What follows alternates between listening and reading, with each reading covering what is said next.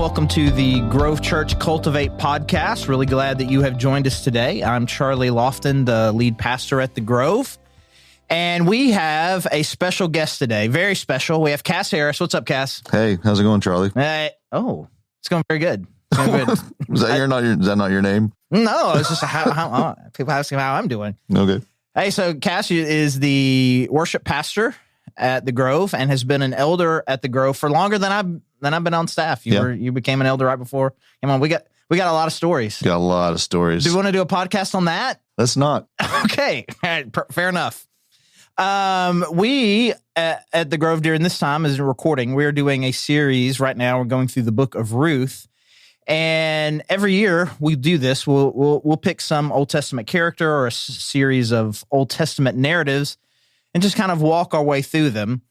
And one of the things that Cass and I have been doing over the last year is been listening to a podcast called Bema. See, Bema discipleship. It seems to me like when I'm listening to that they're adding a syllable when they say Bema. Like it seems like they're adding something, but it's just Bema. It's just Bema. It's Bema. They talk fancy. Yeah. They're fancy talkers. The Northwestern United States. And so one of the things that podcast does a really good job of is walking through the Old Testament and helping us understand kind of why it is we struggle with the Old Testament and how we can kind of have a better insight on it. So, Cass, you kind of the one that put me onto that, and you and I have had some great conversations over the last few months. And so I just kind of wanted to bring you in just to answer this question. Like, we'll just start with this. Why, when we pick up the Old Testament and we start reading these stories, why do you think we struggle to understand them? Yeah, I think one of the biggest things is it's a cultural difference.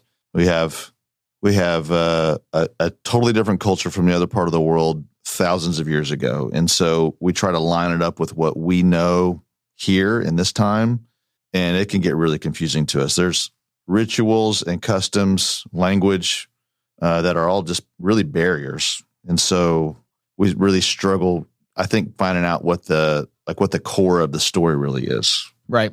Yeah. One of the things that I think that I struggle with then is I hear you say that, and it's like there's just, because of the cultural difference, there's just so much going on there that we don't understand, that I'm afraid that if I say that, or if I tell people that that's what's going on, then they'll be like, then I'll just carry around a New Testament with me. Oh, yeah. So how does a 21st century American go to the Old Testament and overcome some of that? Yeah. I think one of the biggest things that I've picked up on is this understanding the difference between an Eastern approach to culture, to literature, and a Western approach, where Western is going to be just data sheets. It's going to be facts and lists. Here's 5 things to do. You look at the bookshelf. Here's 5 ways to become a better husband or whatever. Right. And we just want the information given to us. And an Eastern approach is going to be, a little bit more mystical, a little bit more, I'm going to give you some clues. And so they're not going to necessarily put everything that you're wanting to hear out explicitly. You're going to have to go searching for it. Okay. And so that's a great starting spot. It's just to understand that you're going to have to go look for it. So there's a hunt, like a treasure hunt aspect to it. Yeah. Yeah. And so one of the big things is when you're reading and something just looks ludicrous or maybe even scary, or just something that just like a weird word or a phrase, and you're like, that seems like that came out of nowhere. Man, that's actually where you get excited. That's actually where the good stuff is. So there's actually a great story of an old rabbi that he said that when he would read scripture, and when he would come across something he didn't understand, he'd stand up and start getting excited and dancing around, because he knew that even though I can't understand it right now, that at some point at the perfect time, God's going to reveal what this is really about. And It's like he's excited about it, even though he doesn't understand it. Instead of us being scared, I don't understand it, I'm going to move past it. I don't know what that means, I'm going to move past it. Right. Right. He's going to go, oh man, I can't wait for God to reveal this to me. Yeah, so I'm reading a story. Well, I mean, I'm just sitting here coming in my brain. I was like any number of stories, where it's like something happens where it's just like, wait, what? Right. So Noah, most people in the Noah story and they landed back on the land, and God gave him the rainbow, and it's great. And then the next thing is like, and then Noah got drunk and passed out in his tent. Yeah. Yeah. And it's like, I look at that like, I don't know what I'm supposed to feel. Right. And so then in Sunday school classes, we just move on past that. That's not Sunday school material. Right there. We're going to end the story there. You imagine drunk Noah on a felt board? You just take the one picture you have and just kind of just slowly start tilting and put it on like a rotation or something. It just passes out. Yeah. So when we read these things and they're just kind of these, like, I don't know what to do with this. And now suddenly Noah isn't the hero that he was, or the story of Gideon is very similar, where it's like Gideon, he starts off this guy, he's really timid, but God uses him in this tremendous way. And he's, getting rid of all the idols in his city and conquering the bad guys. And then he builds an idol and puts it on a shelf in his house, and it doomed his family for generations. So we ignore those parts of the stories. Yeah, for sure. So instead of ignoring them, what do I do?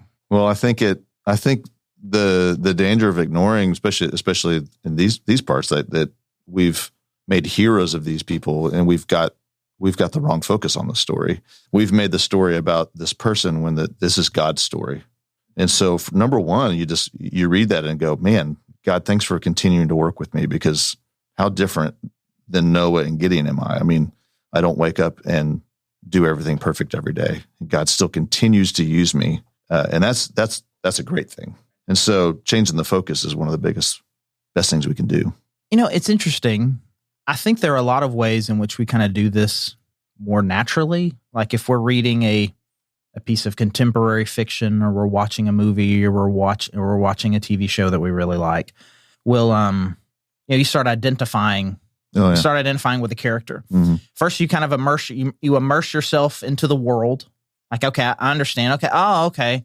Wizards exist in Harry Potter world. Okay, I get that. And you just kind of start to adapt yourself to the rules. Okay, this is in outer space, or whatever that is. And your brain kind of sets, and then you start to identify, okay, these are who these people are, and there's often somebody that you're connecting with. And then these stories will tell, they'll be, really good ones will have a moral tale to them, and you pick up on that. We go to the Old Testament, and somehow we just can't. We're just like, okay, well, this is Bible world, and I don't know how to do that. Right. But the reality of it is, we're entering into a world, and if we read the Old Testament cover to cover, we understand this world a little bit, the principles, the main person, right? God, the characters, right? But then we just forget it. I'm just going to read some more of Paul's letters. Sure, yeah. I was having this conversation actually with my wife the other day, and I think she'd been reading something in the Old Testament where she was, just more examples of polygamy. Oh yeah, and she and I've had this conversation before. She was a little exasperated with me. She goes, "I know you say something different, but why doesn't the Bible condemn polygamy?" Right. So we have all these stories about polygamy, but never explicitly said polygamy is bad. Right. So rather than me telling you what I told her, what would you say? Well, I mean, there are a lot of stories about polygamy, and I mean, let's find one that everything just worked out really, really well. I mean, it's right. It's typically a disaster.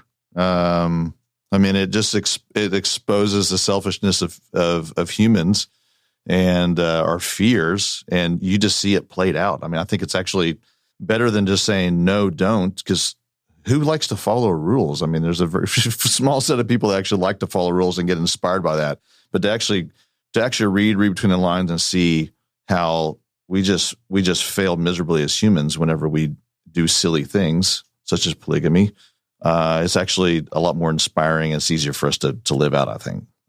Right. There's just so many examples of that just kind of come to my mind that we just kind of gloss over. I mean, the story of Jacob, for one. He worked 7 years to get a daughter, and what a great love story. Father-in-law does a switcheroo and gives him the ugly older sister first, and he's like, "But I want the other one," and so I'll work for another 7 years, and we tell the story like he works another 7 years, and then he gets the wife, but it basically says, "I will work another 7 years," and then he gives her the second one. So like he married these two sisters within like a week of each other. Yeah. And it just wasn't a good situation. Like what one good thing came from that? No, it was all not good. And yet God continued to use him. I mean, I love that he doesn't just discard Jacob. I mean, he was like, "Nah, I've picked you." But man, I mean, it was disastrous. That whole trip back home and all the quarreling and bickering and who gets what. I mean, it was terrible. You have to sleep with me tonight. I've brought you with my son's mandrakes. Yeah, man. I mean, the mandrakes. Yeah, we just are we scared? You think to just kind of acknowledge that some of these guys weren't great guys? Oh, sure. Because I mean, I think a big part of that is like what I said before. Right? When we've grown up, especially those of us that's grown up in the church, these are the heroes of the Bible, and all of a sudden you read, man, they not really a hero, or not the hero that I thought they were. And so it is scary to, I think, look at what is really going on, because you're safe with something that you feel good about, right? You feel confident. You told me a story. I feel good about it. It seems legitimate. And now all of a sudden you're shaking that foundation of really my core beliefs. But working through that, we get to a much stronger foundation that this is God's story. This is his story that he wants us to trust in. Right. And we can identify with people that are fallible, that make mistakes, but that ultimately are following him and want what he wants. Yeah. So like right now I'm reading Job, which that's just a completely different thing. That would be another podcast entirely, because it's just chapter upon chapter of people giving bad theology. That sounds good, but is it? But it's just a lot of words. It's really just like, I think it's like the first episode of Gilmore Girls, but it's guys instead. Okay. I'm familiar with Gilmore Girls. It's just a lot of talking. We need to land here for just a second. Can you explain that illustration for me? If I listen to Gilmore Girls because it's watched in my house, and it starts and then in all of the words are said, all of them, in like a 20-minute segment, and then it ends, and then another one starts and they say all the words again, but in a different order. It's just a lot of words. It's a little overwhelming. It's not often that somebody can just really just completely set me off track. But you dropping Gilmore Girls, so you did it, man. Congratulations. You know that I can. I think if there was a podcast on Job, this is my podcast on Job. That's it. It's just a, I don't like it. It's hard to read. And so then it's just simpler, easier, cleaner to just go read Paul, who was just making an argument. I now remember why I brought up Job in the first place. Thanks to the Gilmore Girls. Took me a second, but I'm back now. They live in this world, and the debates that they're having back and forth, they have a very simplistic worldview, which is, if you do good things happen to you. Only bad things only happen to bad people. And that whole book, an entire book dedicated to God just eradicating that worldview, just destroying everybody for any hints of it. Yeah, but I think that's what we bring with us to these Old Testament stories. Abraham is the father of Israel. I mean, he's the one. I mean, he's the one that God chose and blessed. And so therefore, Abraham is great and good. And no, I mean, and so then you get to the point, it's like, hey, can you tell these people you're my sister so that they won't kill me? And then she ends up getting taken in as a concubine somewhere. Am I supposed to stop and go, like, wait a second, what happened to her while she was in there? Yeah. And how did Abraham? It's like, No. Abraham's good. Remember, Abraham's good. Or even like you keep going. It's like, and God asks him to, hey, why don't you sacrifice your son? Well, now God's being weird. Mm-hmm. And I really do. I think the more that I read the Old Testament and the more like I really slow down and read the Old Testament, the more just so many things that we just consider part of just the normal Christian worldview just get shattered. Absolutely. And honestly, I think too often, I don't think that the Old Testament is inaccessible to us because of the cultural difference. No. I just don't know if we're willing to slow down enough to slow down and research a little bit. I mean, learn about some of the customs, and when you look at like some of these ancient covenants, or just man, one of the things that I've learned that's been one of the greatest things is like the fact that God continues to use what we already know. So he's using like in the story of Abraham and Isaac there, he's using what Abraham already knows. Like they're immersed in this culture that like sacrifices their kids to Moloch, right? Mm-hmm. That's a very common. We read that and go, why didn't Abraham go, what the heck, God? Why would you have me? Like, he's like, well, I guess this is what we do. This is what the people around me do. And God's just saying, listen, I'm going to show you something that you're familiar with, and then I'm going to show you how I am different than that. Mm. And so much of the Old Testament is God saying, this is what you know, but this is who I really am. And Jesus did that in the Sermon on the Mount. Mm. You've heard it said this. Right. This is what you know. This is what you've come to believe. Man, it's different than that. I think that's beautiful. It is. And so what I'm about to do right now is I'm going to negate almost all of the positives of what we've been doing in this podcast. And I'm going to just boil it down to like just a few things that I think that people need to understand, which I'm tongue in cheek here, but I really want people to be able to read the Old Testament and feel like they can. So I feel like slow down is that's good. Slow down. Don't be scared of the parts that you don't understand or seem shocking to you. In fact, dance around like a rabbi. Man. Just rejoice. The God's going to reveal something to you. Yeah. To embrace that is in part by design. If there's a custom or something you don't understand, say do a little research. Yeah. And I think that points to maybe one of the biggest pieces is to do this in a community. Absolutely. I would never recommend to anybody to read the Bible exclusively by themselves. Nope.